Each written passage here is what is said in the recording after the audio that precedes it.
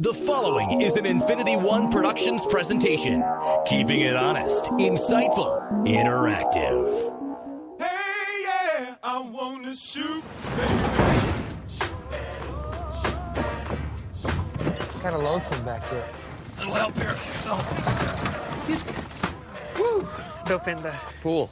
Dead. Why the fancy red suit, Mr. Poole? Oh, that's because it's Christmas Day, Dopinder. And I'm after someone on my naughty list. You're probably thinking this was a superhero movie, but that guy in the suit just turned that other guy into a fucking kebab. Surprise. This is a different kind of superhero story. To tell it right, we gotta take you back before I squeeze this ass into spandex. Mr. Wilson, you've recently been diagnosed with terminal cancer. We can fight this. What if I told you we can cure you and give you abilities most men only dream of? I'd say that you sound like an infomercial, but not a good one, like Slap Chop. More shake weighty. If I never see you again, know that I love you. When I'm finished, your mutated cells will heal anything. But you still think we're making you a superhero. We're making you a super slave. Oh, come on. You gonna leave me all alone here with Jose Canseco? Whatever they did to me made me totally indestructible and completely No. unfuckable. You look like the inside of other people's assholes. I didn't ask to be super, and I'm no hero. But when you find out your worst enemy is after your best girl, the time has come to be a fucking superhero.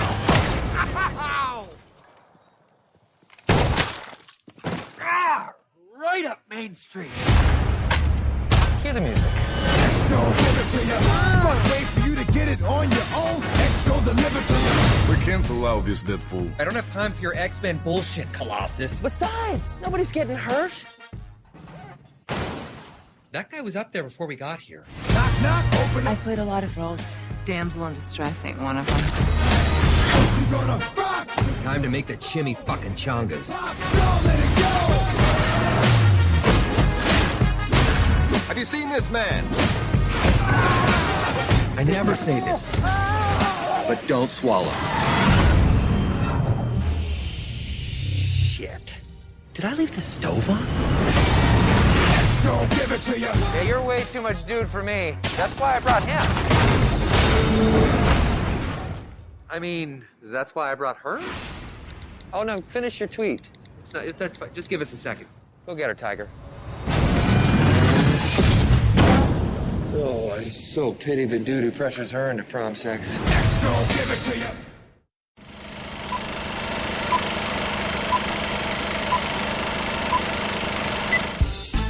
Lee's his name. Movies is his game. You're listening to 30 with Lee. Now kick back, baby, and enjoy. And welcome to a special edition of 30 with Lee with yours truly, Lee Sanders. I'm joined by a special guest, the beautiful and the lovely Tammy, as we're here to talk about Deadpool. Yes, the movie, it finally came, Tammy, and I can't tell you how excited I am to be talking about this movie. A lot of ground that we got to cover, so let's just go on ahead. Let's jump right into it. So we saw Deadpool at my favorite stomping grounds, the Rio. I always love seeing movies up there. Saw it in IMAX format. I was under the impression, Tammy, we were going to be able to check this out in IMAX 3D. I'm thinking we're going to get the glasses and all that, but we found out, no IMAX 3D experience, just IMAX, which is good because I noticed one of the last few times that we saw something in IMAX format. I want to say it was the last Avengers movie or maybe the last Captain America movie. I wore 3D glasses and I remember kind of experiencing a headache off and on. So I'm not really that fond of the whole IMAX 3D glasses experience, but it was great to see this one. This movie had been in the works for like the past, almost 16 years. This has been in development since 2000. Wow. I'm not going to bore people with the history of it, but it's definitely very insightful. Good stuff to go check out. Originally, writer David S. Goyer, that should sound very familiar to a lot of you movie buffs out there, especially if you know your comics, movie adaptations of the comics and all of that, he should be very familiar. Batman link, a little drop right there just to kind of really bridge it home there. He was originally tied to write the film, but something weird had came about. He basically had just dropped out altogether. He had other projects that he wanted to take on, so that pretty much had put the Deadpool film on hiatus until Marvel and crew were able to kind of come right back around to it, try to find the right people, get the right pieces in place to make this movie go down. And here we are. Like I said, I'm not going to bore you guys with the nitty and the gritty. I could, but I think it's a really insightful topic to look up yourself if you had ended up seeing Deadpool and now you just want to know any and all things Deadpool. Of course, the Marvel character itself was created by one of my favorite Marvel artists who went on to Image Comics with Jim Lee and a few others, Rob Liefeld. You guys may be really familiar with his version of the X-Men, which is called Wildcats. If you remember the animated series, shout out to you. But initially, when Rob and crew had came about the Deadpool character, it was originally depicted as a super villain. But then we had found the character would from time to time do a little something with the team known as X-Force, and he eventually morphed into an anti-hero. And this has just been one of the most underrated and beloved characters of the Marvel Universe. And Tammy, I was a little bit on the fence when it came to the Deadpool movie, but once I had saw the early trailers, first trailer I recall seeing was the R version. What was it they called it on Conan? Because that was the first time in the entire world that they had showed the trailer for Deadpool. It was last year on Conan. Because remember, Conan did a special edition where he was allowed for one night only to change the rating of his show. He went to TV 14 and he was throwing profanity and all that. It was because they were going to be showing the trailer for Deadpool. And when I saw how they were doing it, I was like, yeah, this is awesome. Ryan Reynolds, very underrated actor. He's been in a lot of stuff over the years, hasn't he? Yeah, he has. I mean, a lot of stuff. I mean, if you were to just pick my brain and be like, name 10 things Ryan Reynolds did, at most I could maybe come up with the R.I.P.D. Wasn't that zombie police movie with him and Jeff Bridges, and they were cops shooting zombies a couple of years ago? That's possible. I don't really remember it that much. I mean, I know of Ryan Reynolds, but he hasn't been on my radar. Now, of course, yours most definitely, because we talked about it before the show. But he's not really on my radar. I can't even name. I mean, it's like pulling teeth. I remember him in Blade Trinity. I remember him as Green Lantern, which bombed tremendously in the theaters. But him as Deadpool, this was like a match made in heaven. I mean, I haven't been this excited for a Marvel character since we were introduced to Robert Downey Jr. as Tony Stark in Iron Man. I mean, it's that good of a fit. It's that good of a fit. So, I mean, what can we say about Deadpool without really spoiling the movie? I mean, I guess the way we can really tackle this is to tell the viewers that it stays true to the comics. So for those of you that grew up on the Deadpool character and you're like, okay, like how much homage did they pay to the actual comic book character? Did they switch a whole lot of things around?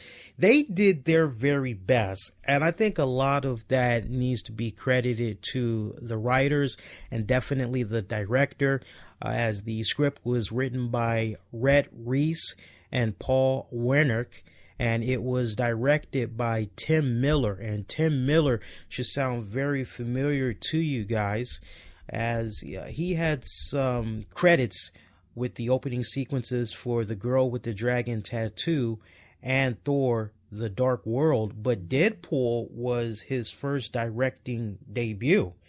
Oh, so, wow. Yeah, wait for him to go out there and hit a pretty damn good home run off the break, as so far Deadpool is doing phenomenally well. According to The Hollywood Reporter, Fox's new pet project starring Ryan Reynolds has a whopping $47.5 million. That's what it pulled in on Friday, but then you got to go back to Thursday because it apparently got the jump on Thursday. Oh, okay. I heard there were some really good numbers for Thursday, but Friday looks like it's coming in at about 47.5 million, putting it among the top 10 comic book movie openings of all time and at number 1 for an R-rated feature regardless of genre. The opening day is also higher than any of 20th Century Fox's other X-Men related films to date. So this is going off to a very good start. And of course, thanks to the impressive debut, it looks like Deadpool right now is on track to gross about 117 million during its first 3 days and 130 million over the course of the 4-day President's Day weekend. Yeah, seeing as how only 10 superhero movies have ever crossed the 100 million mark during a weekend debut, no doubt Fox should be pleased with how this film is performing, as it's being guaranteed we are going to get a sequel, which we'll talk about a little bit more in just a little bit as far as the sequel goes. But Ryan Reynolds, he plays our favorite Merc with the mouth character. We basically learn the origins of him, and at the same time, we are also taken up to speed in the present of what's currently going on with him as he's trying to hunt down this person named Ajax, portrayed by rapper Ed Sikrian. Hopefully I am pronouncing that name right. Yes, he does do rapping on the side, but you guys may be a little bit more familiar with his work as Dario Norris in season 3 of Game of Thrones. And great cast right there, by the way, playing the antagonist to Deadpool. I love their on-screen chemistry together. It was on point. It was on point. But yeah, we see the Deadpool character, what leads up to him becoming Deadpool. As long story short, we find out that he was diagnosed with terminal cancer, and we're left to the impression that, and I believe it was lung cancer that he had. Actually, it was actually a whole lot more than that. It was in his lungs, though. It was pretty much throughout his whole body. Oh, okay, yeah, it was throughout his whole body. So, yeah, terminal cancer, and it doesn't even appear as though he has a fighting chance. And we see this mysterious person come up to him, or as he liked to put it, Agent Smith from the Matrix trilogy. Tells him he can help him out, make him a better man and everything, and that's pretty much where the fun begins as far as how Deadpool ends up crossing paths with the Ajax character. I think that's enough of a tease right there. I agree. Of course, if you've been paying attention to the trailers, one thing that we can talk about in detail is the great cameo that's made by one of my favorite, I'm sure for a lot of people as well, our favorite X-Men character, Colossus. Man, they did him justice to see the evolution of the Colossus character over the course of the many X-Men films that has come about. They finally, with this adaptation, with this interpretation of Colossus, this is about as accurate as I've seen them get to date. And I know for you younger fans out there that may not really be that familiar with the X-Men series, you may not be that familiar with the Colossus character. Trust me when I say, when you've been checking out the X-Men comic books as long as I have, you have a really good, strong appreciation for when you finally see the Colossus you grew up on. In my case, because I've been checking out the X-Men comics since I was a little kid. God, I think the first X-Men comic I picked up was probably like around 1985, 1986. So for me to finally go, now that's Colossus. Which is basically around 30 years. Yeah. For me to finally see them do Colossus just right, I was like, yes. I was very excited. The young girl who is in the movie as well. I forgot her name, Warhammer or whatever. I'm like looking at her and I'm going, yeah, what the hell is her power? Like, does she just have a mean look on her face? Like, she just has this face like she should be working at Hot Topic or something like that. Her name is Brianna Headbrand. Hopefully I didn't butcher that last name. But she is known as the Teenage Warhead. That's her name, the Teenage Warhead. And I'm not going to spoil anything for you guys, but if you're like, for those of you that saw the movie, you're like, yeah, well, what's going on with her? Like, when it was finally explained what her mutant power ability is, you just couldn't help but go back, but sit back and go, yeah, that's a badass power. I wouldn't mind having that. You know, she was pretty badass. It was worth the wait, you know. But great ensemble, great cast that we have. I'm trying not to give too much away for the folks because I want for everybody to actually go and see this movie. Let's talk about the visual presentation of this movie. I mean, the way that they were able to take some of our favorite tunes that we grew up on from the 80s going into like the early 2000s. I mean, Wham, DMX, Salt and Pepper. My God. Chicago. Who just call me Angel of Morning. I don't know the band. I know exactly the song. I don't remember. That's actually, isn't that like 60s, 70s? Yeah, I guess you could. Yeah, I think that or early 80s. They went way definitely not 80s. Oh, okay, definitely not 80s. 80s, 60s, 70s. They went way back. But they did it through the ages, which was really good, and the song choices were awesome, very especially good. For someone who is in that age bracket of in their 30s, 40s, you know, would really appreciate it. Yeah, and let's not forget about the killing sequences too. I mean, because when you think Deadpool is messy, he's bloody, he's disgusting. When he's killing people, he has fun doing it. He's wisecracks. You thought Spider-Man was something. Spider-Man's got nothing on Deadpool. Because that's the one thing that Spider-Man is known for. Spider-Man is known for his wisecracks. That's nothing compared to Deadpool. No, nothing. It's just insane. Visually, this movie, especially if you're seeing it in IMAX, this movie is visually stunning. I mean, there's scenes in there where you go, wow. You know, almost to the fact that you didn't believe what you just saw. How they could either computer graphics or a combination of how they shot it. It just, you know, it made you sit up and take notice. Yeah, it definitely did. I mean, from the word go, just from the moment that the movie came on, you were definitely into it. And I just love how throughout the entire movie they keep taking these jabs at Hugh Jackman, Wolverine. It's like they're trying to instigate something. Well, that's a possibility. And we've already heard Hugh Jackman say, yeah, I kind of wouldn't mind doing a little something with Deadpool. And they've asked him in interviews, hey, who do you think would win in a match between Deadpool and Wolverine? Because folks are like, hey, can we get the Wolverine Deadpool rematch? Those of you that remember X-Men Wolverine Origins, you know, that was the very first time that Ryan Reynolds had portrayed the Deadpool character, and a lot of us, you know, definitely me leading the way going, we got to see Deadpool, he's got to get his own movie, like what's going on. And I just love how they just keep taking dig after dig after dig at Hugh Jackman. I'm like, damn. And just, I love how they kept breaking, what is it, the fourth wall, or is it the third wall, where Deadpool is talking to us? Oh, yeah. I think it's the fourth wall, they call it, basically. I don't know what they call it. I used to be on top of that when I was studying theater back in the day. I want to say it's the fourth wall. But I love how Deadpool, throughout the whole movie, he just keeps talking to us. Mm-hmm. You know, it's almost kind of like going back to Shakespearean times, where if you know anything about King Henry IV, there was a really great documentary that Al Pacino did. It was called Looking for Richard.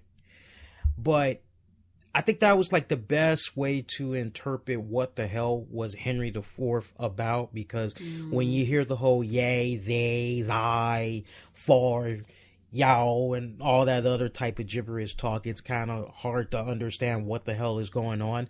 So Pacino, who's director for this, he like just basically broke it down as simple as humanly possible. But one thing that was always consistent, that was never lost in the way that he interpreted the King Henry story, was the way King Henry would break down this wall where he would talk to you. If you were reading the book, he would talk to you, the reader.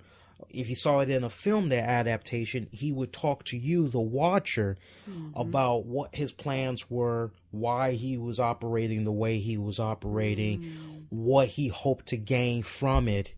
And then they would like go back into the movie. It was really cool, to the point that once the movie was over, you have to stay till the end of the movie. For those of you that's wondering if there's an Easter egg, yes and no with regards to the Easter egg. One thing I will say, Deadpool resurfaces at the end of the movie. So that much I will tell you guys. But I just love the way they just kept breaking that wall. Yeah, it makes it interactive. Yeah, very interactive. And yeah, it makes it more enjoyable for the viewer. It does. Brilliant. I mean, this is one of those type of movies where I'm sure a lot of you all, especially you guys that might be parents, you're like, oh, this is something that we can like go take the whole family to see. Let me tell you something. No, this movie, this has to be the first Marvel movie that I'm aware of in history that has been slapped with the rated R. I don't even think the Punisher movies with Frank Castle and he's trying to get revenge for his family, it makes this look like Archie comics. I mean, Deadpool is in a league of its own. Yeah. It is laced with sex. It is laced with nudity. It is laced with the most obscene, foul language that is out there. References to masturbation. References to a man getting anally pleased doggy style from his girlfriend with a dildo. I mean, it is laced. And it's so funny because right before we had went out to go see this movie, there was a nice cool post that Marvel did, and they basically had Ryan Reynolds dressed as Deadpool say this, and I actually want to pull this up for you guys because I thought this was just freaking brilliant the way that they had marketed this. And Deadpool said the following: "Dear parents," and you've got Deadpool, a picture of him, he's holding his hand together, shaping it like a heart. And you see the rated R logo right up under him. Strong violence, language throughout the entire film, sexual content, graphic nudity. And he's got this nice little message. It says, "Dear parents, hey there moms and dads. It's me, your old pal Deadpool. I want to talk to all of you about something very important to me. My movie comes out in a few days, and I know some of you have kids that are just dying to see it. So I'm here to ask you, parent to parent, yes, I have a kid, read a comic. Please don't take your underage children to see my movie.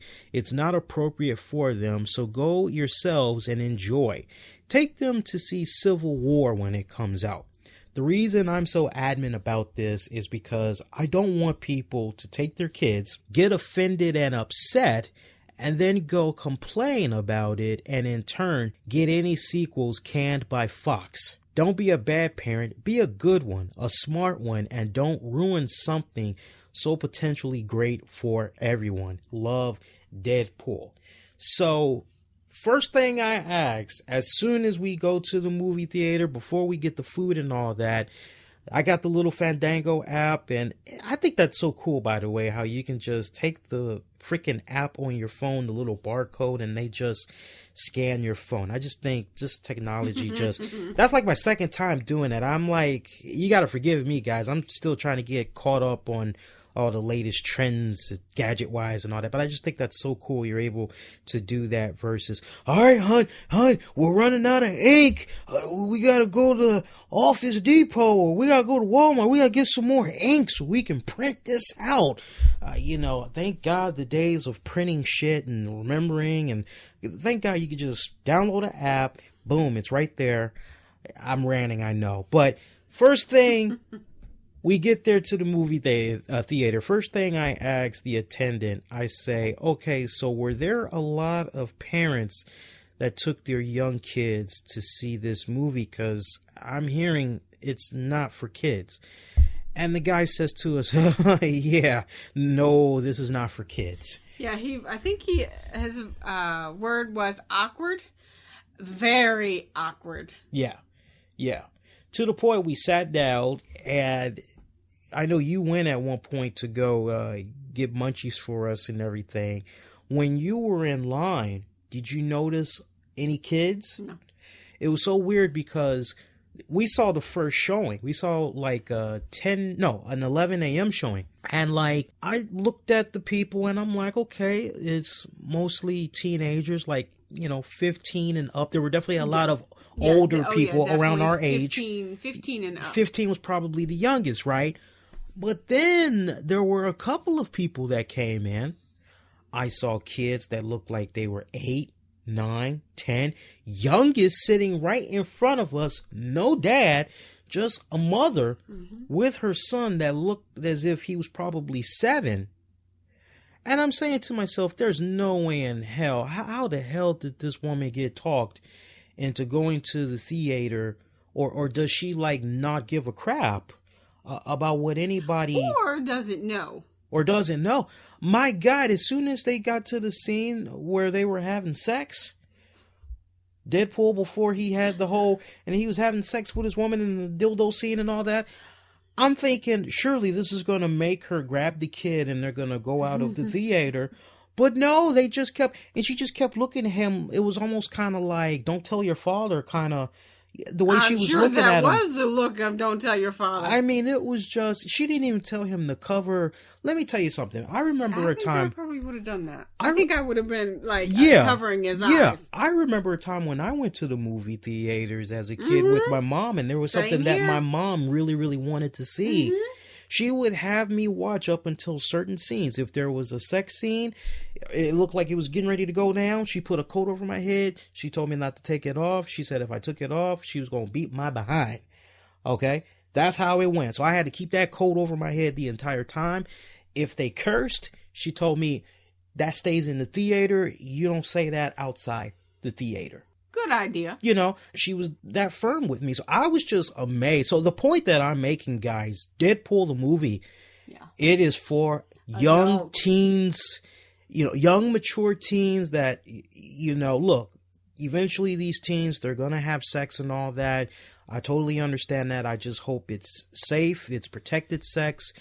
Don't need to be a parent early, but, if you've already explored sex, everything like that, you already got a foul potty mouth. Basically, if you're not close to 17, get your parents' permission to see this movie. Even at that, I'm imploring parents out there, this is really what that you should just have your kids miss out on. Show it to them in a couple of years when they're at that point when they should be watching stuff like this, where it's okay.